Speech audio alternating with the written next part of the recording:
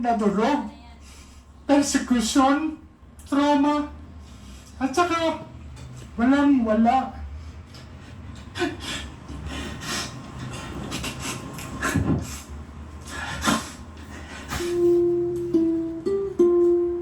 Napaisip ako nang marinig ko ang balita. Sabi ko sa sarili, ito na siguro ang tamang pagkakataon na malaya akong kukuha ng lakas ng loob at magsasalita ng katotohanan kahit ako pa ay natatakot at may pangamba sa aking buhay. Una po sa lahat, I declare that I was not and never will be a drug protector. I don't know personally nor did I benefit in any way from any illegal drug personality in Iloilo or anywhere else.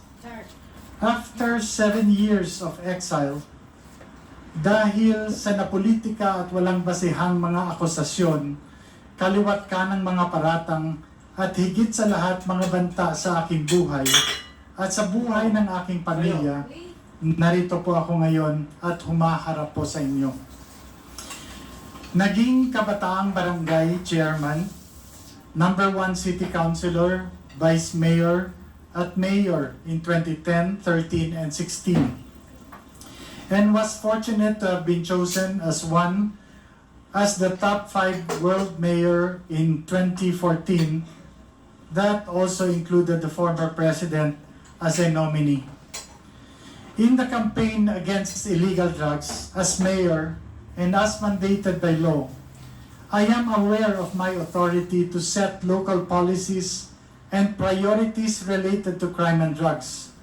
I'm also aware that under the law, the PNP and PDEA handle crime investigation and response and the combating of drug trafficking and enforcement of drug laws, while the mayor relies on the police and PDEA to implement them.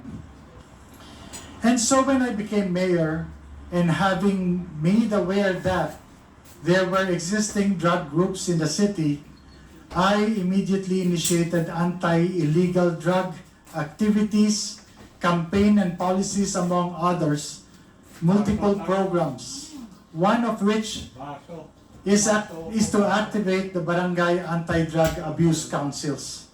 In 2014 po, according to PDEA, Iloilo City was the first in the country to have 100% of its BADAC activated. In the 6 years that I have been mayor of Iloilo City consistently received national recognitions from PDEA and the PNP in the years 2014, 2015, 2016, and even in 2017 for the comprehensive programs including rehab, logistical support to the PNP and PDEA in their drive against illegal drugs. Since the existence of these drug syndicates in our city was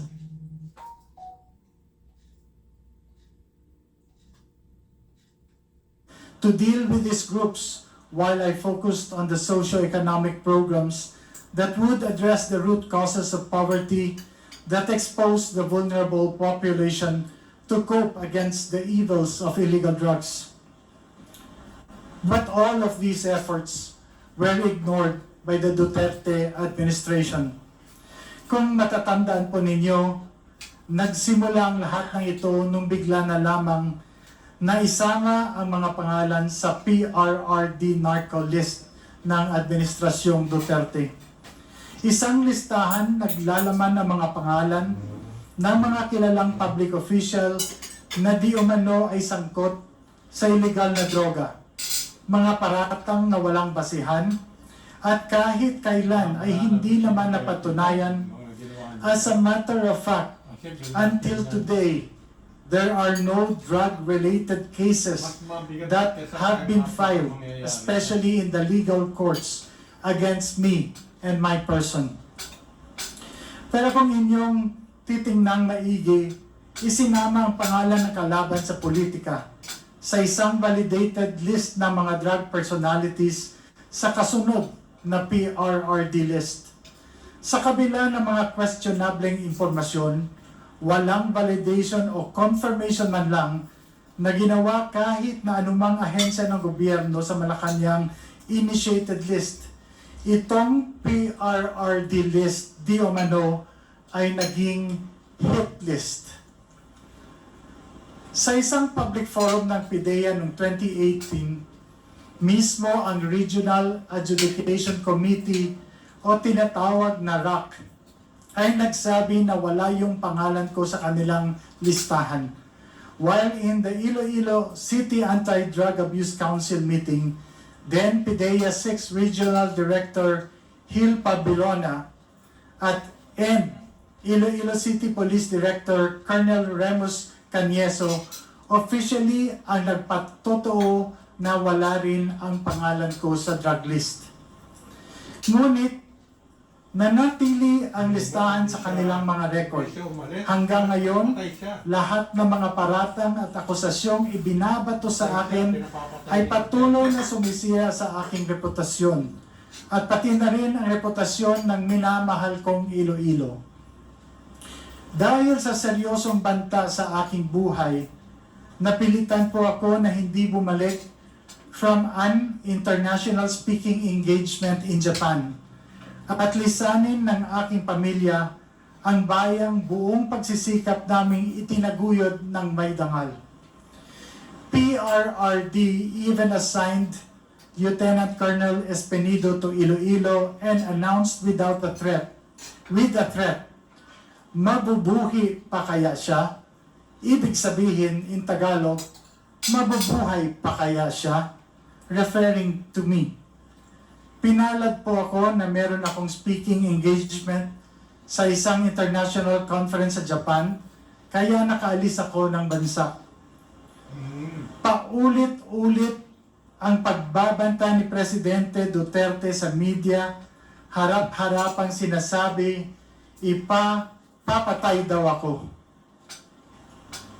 So when the government killed him, we started to dig, and we found the bones of the policeman still in their uniform. And so we had to take him out. I said, go and take him out. The mayor of Iloilo City, I identified him. This is broadcast. I said, you're next. You're next. Sana ang mayor nila dito. Sana yung tinalitan mo, mayor. Saan ba si mayor? Hanapin ko sa kanila. Balik ka dito. Patayin talaga kita. Hello po at kamusta to our Filipino community here in Ontario.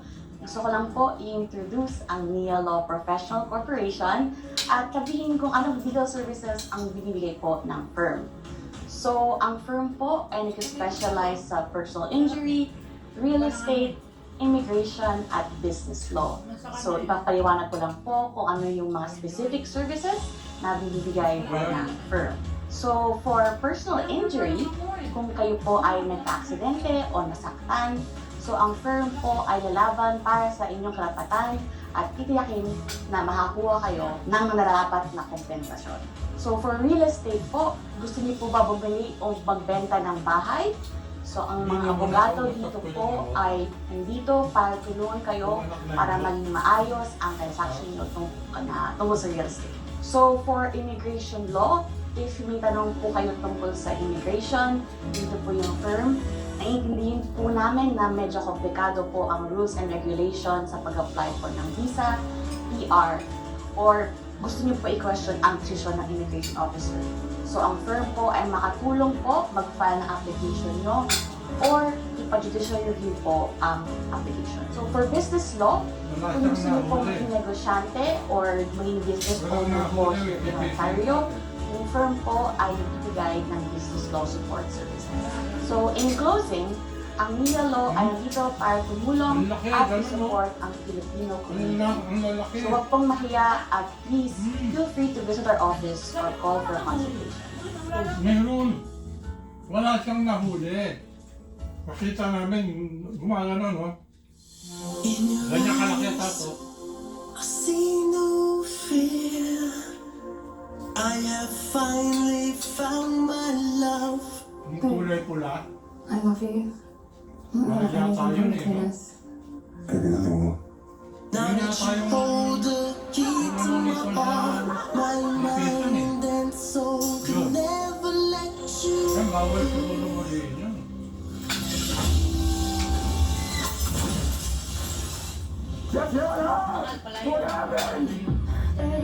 Di- Tiana just disappeared right in front of us. Gonna go look for her. You know a lot about alien abduction, right? Where's that taking? So in love, you can sense her presence. You're looking for something dangerous. If I were you, I'd be very afraid. Wala kami pera pinagbilan. Kasi wala nang halagang pera.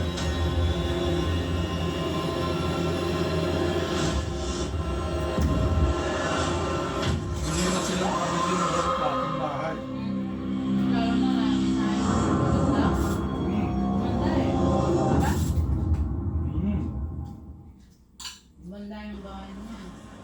Julius Ronald Pacificador, Amtek Antique, Jed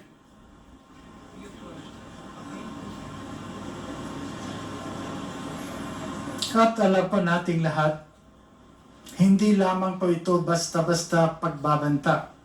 Kayang-kaya niya pong totohanin ito. Labag man sa kalooban, kinailangan po namin lumisan at wag na munang bumalik sa Pilipinas. On August 28, 2017, I received an unexpected call from former PNP Regional Director Bernardo Diaz. Ang kilos ng Lord. He invited me Lumitaw lahat. to meet with PNP Chief Ronald De La Rosa, now Senator, at Camp Crame, Quezon City, at noon the following day. The next morning, on August 29, I arrived at the Ninoy Aquino International Airport at 10 a.m., ready to proceed. But then the call started. First, they moved the meeting to 3 p.m., and then by 5 p.m., it was delayed again, this time to 6 p.m. At around 5 p.m., a PNP colonel called me and in a voice that sent shivers down my spine, literal po yun, warned me not to go to Camp Crame because my life was in danger. Oh, ayun. Stress. The fear that had been simmering now erupted. Soon after, at 6:32 p.m., my wife, Marivic, received a chilling text from a PNP colonel's wife. Do not proceed. There are 20 men surrounding your house, and if you go to Camp Crame, they will kill you. Ayun. The terror was paralyzing. I couldn't believe it. My life and my family's life was hanging by a thread. The next day, on August 30, I took the first flight out to Japan, not knowing if I would ever return. Upon arrival, I received a message from General Diaz to call a number. Using a public payphone, I made the call and spoke to General Bato, who expressed his sympathy. He was talking to me in Bisaya. He told me he knew I was innocent, that I wasn't involved in illegal drugs, and he promised to help me. His words brought a brief moment of hope. I told him I would finish my work abroad and return to meet him, but he urged me to be careful, repeating his pledge to help. Just after that call, my Philippine cell phone rang. This time, it was another general. His voice was grim. Mayor, do not return. Your life is in danger. The accusations against you are all fabricated. But if you go to Crame, you'll be forced to point fingers to an opposition senator and a former presidential candidate as drug lords. The weight of the conspiracy against me was unbearable. This general couldn't live with the guilt of seeing me killed, he said, and warned me to destroy my Philippine SIM card and phone immediately, and told me because my phone is going to be wiretapped. My hands trembled as I realized how close death had come. I knew then that I was no longer just a target. I was in a battle for my life. Dumiretso po kami sa US at nag-apply ng political asylum. Mapalad po kami na pinagkalooban kami ng US ng political asylum. It took 15 months for them to investigate and see the validity of us not being involved in illegal drugs, and all these accusations are all false. Ito ay isang patunay na walang nakitang kadahilanan na ibinigyan kami ng political asylum in March 2019. Masakit at malungkot, ngunit napilitan akong lumisan mula sa aking sinumpaan tungkulin sa aking pamilya at sa kababayan kong Ilonggo, na sinumpaan ko pagsilbihan, hindi dahil sa nagkasala ako, kundi dahil nanganganib na po ang aming buhay.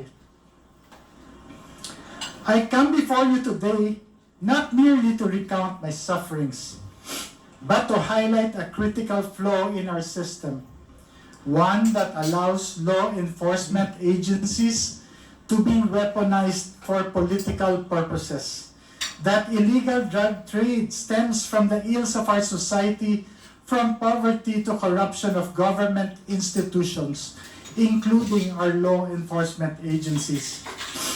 By using state institutions to carry out personal vendettas or silence perceived enemies, undermine the foundation of justice and democracy in our country. Sideline. No individual should be allowed to wield such unchecked authority regardless of their position or power. Ang karanasan at ng iba pang mga katulad kong biktima, lalong-lalo na ang mga mayors na pinagbintangan, ay ang nagmulat sa amin sa mga pagkukulang at kakulangan ng ating law enforcement agencies. Kailangan mapatibay pa ang mga institusyon ito upang hindi basta-basta magamit o maimpluwensya ng politika. Masigurong makakapagsilbi ng may integridad, walang kinikilingan at may respeto sa batas.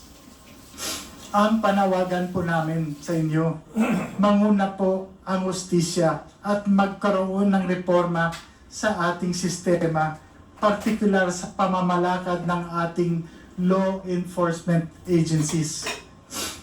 Accusations must be duly validated and authenticated first before any public announcement to avoid shaming and destroying the honor, reputation, and good image of hardworking and innocent persons.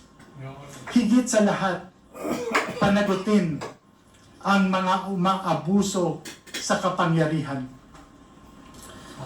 Sana ang nadanasan naming paghihirap na durog na durog, persecution, trauma, at saka walang-wala ay hindi po mararanasan ng iba. Pabayaan mo na yan.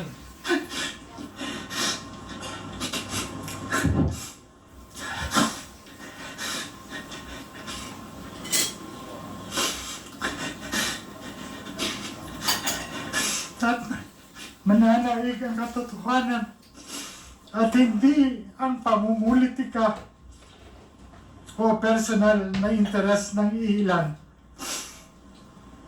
Pasensya na po.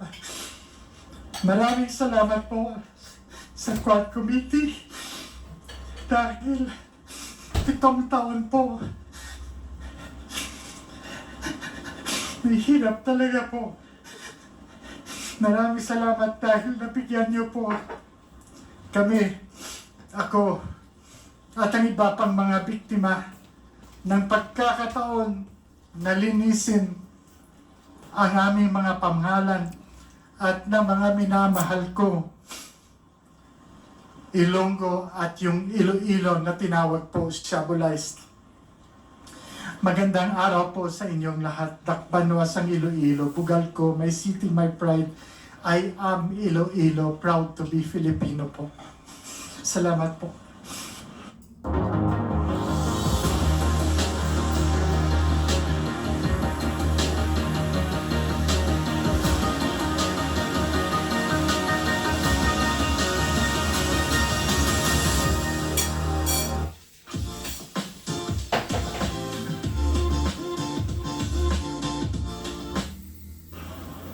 Mr. Mabilog, Yes, Your sa Honor. tingin ho ninyo, bakit kayo nasali dun sa narco list?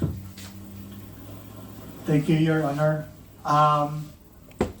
Actually, Your Honors, I really made several attempts to see then President Duterte just to ask kung ano po talaga ang reason kung bakit po ako naisama sa lista. So, Your Honors, So nakausap mo pa si... hindi po, never ko po siya nakausap. Okay, so tuloy mo. So, gumawa na lang po ako ng assumptions ko for what these reasons are.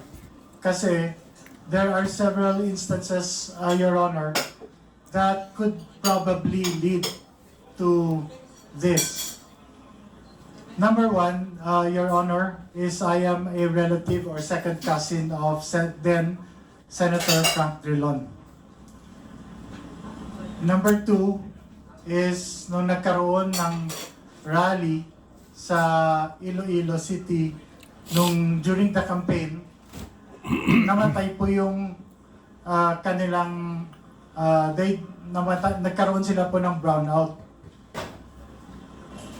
And isinisisi po sa mayor sa akin po, Your Honor. Third po, there was an attempt before na gusto niya po makipagkita sa akin during the campaign. But unfortunately, I was not able to meet him because I was on official travel to Manila for a big project, which is the expansion of the national highway. And one of the big projects there was to bring down the black spaghetti wires along the highway. And so I have to meet the PLDT executives to request them to finance the bringing down of their lines. Kasi malaki po yung amount na mag-i-involve. Kanila naman po ang linya, so sila na po nakaset na po yun to meet po the executives of PLDT. So I wasn't able to meet him, sir.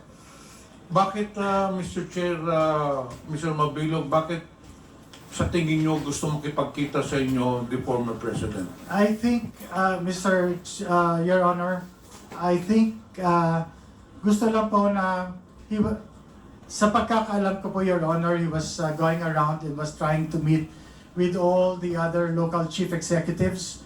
Ito ba ay presidente na po siya Hindi o sa panahon pa ito ng eleksyon? Sa panahon pa po ng election, Your Honor.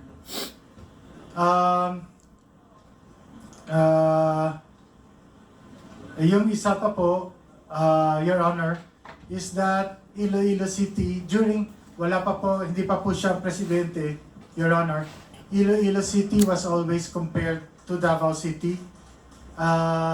I have here po all the newspaper articles with me that would show that even Solita Monsod compared myself to then Mayor Rodrigo Duterte. So palagi po kino-compare kami po. So again, these are only my assumptions and presumptions, Your Honor, because I never had I never really knew what was the main reason. So in kung short, bakit ganito. Mr. Chair, in short, Jed, you're trying to say to this committee that the reason why your name was included in the narco list of the former administration is that it is because purely of politics.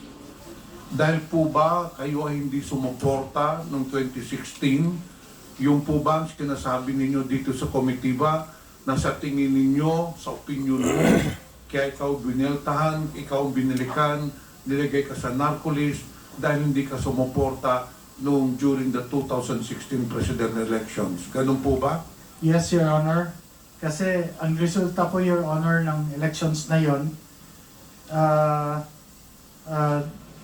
President Rodrigo Duterte got only po 13.7% in the total number of votes in Iloilo City, which is his lowest percentage votes Sino po all ba ang over the nanalong country. presidential candidate doon sa Iloilo at that time? Your Honor, si Manuel Rojas po. Okay, dito po tayo sa paragraph number 4. So, nung nalaman mo, Mr. Mabilog, Mr. Chair, na ikaw kasama sa narco list, ano hong ginawa ninyo? Did you try to reach out to the police authorities to clear your name? Or did you ask some of your friends, dahil ikaw ay isang mayor, natural, may mga kakilala ka dun sa regional police office, meron kang kilalang mga police dun sa provincial police office. Hindi ka ba nagtanong-tanong bakit nasali yung pangalan mo dun sa narco list? Ano ang ginawa ninyo nung nalaman ninyong kayo ay kasama sa narco list? Your Honor, una po ay meron pong instructions from the Chief of Police to surrender all firearms. And then the next thing... Sandali, Oh. Mr. Chair. Sorry, Your Honor. Sinasabi mo ngayon na pinuntahan ka ng Chief of Police para i-surrender ang mga firearms mo.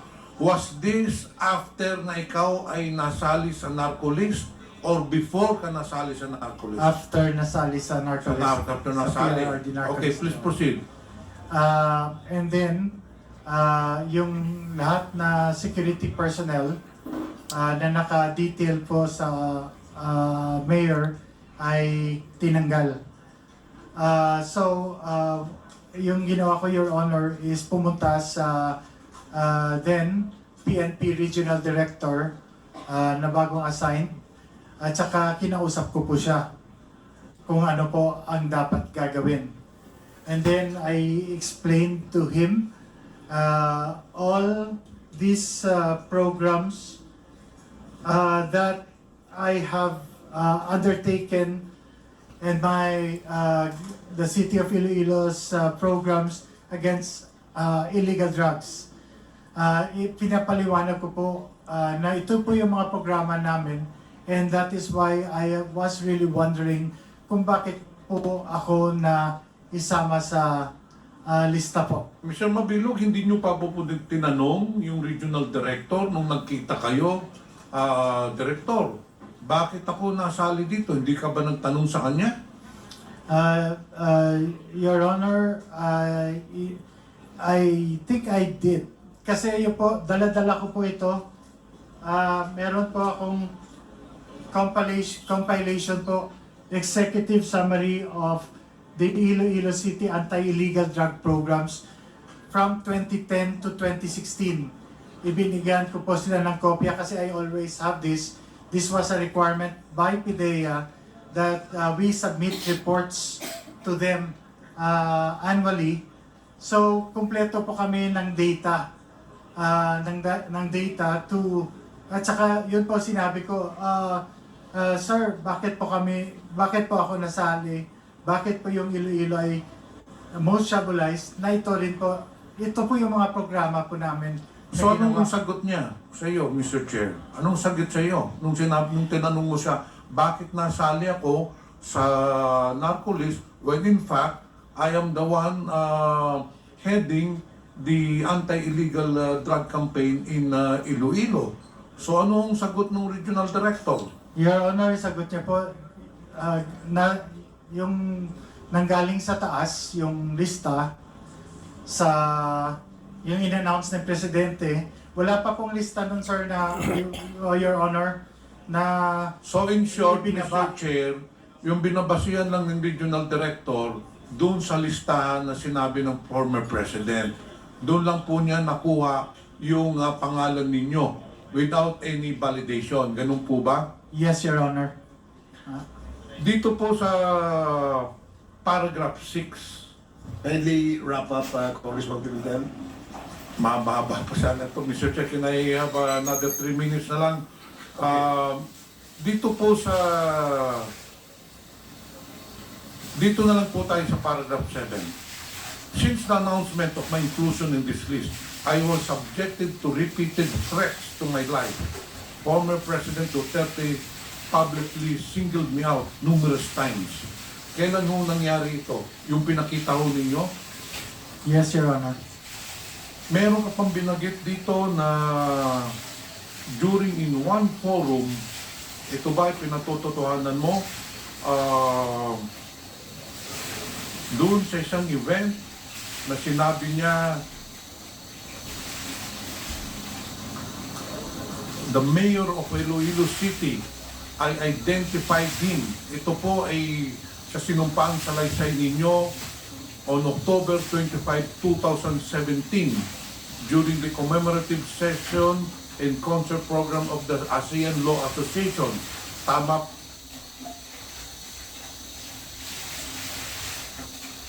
I identified him. This was broadcasted. I said, you are next. You're next. Totoo po ba ito? Yes, Your Honor, as have been shown in the video earlier po.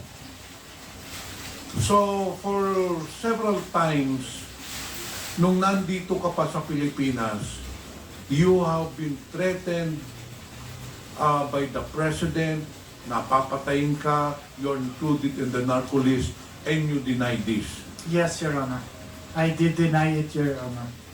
So, Mr. Chair, since my time is up, I just want to establish that indeed, probably or highly likely, Mr. Mabilog was just a victim of unfounded, baseless accusations which was part of the drug war of the former administration.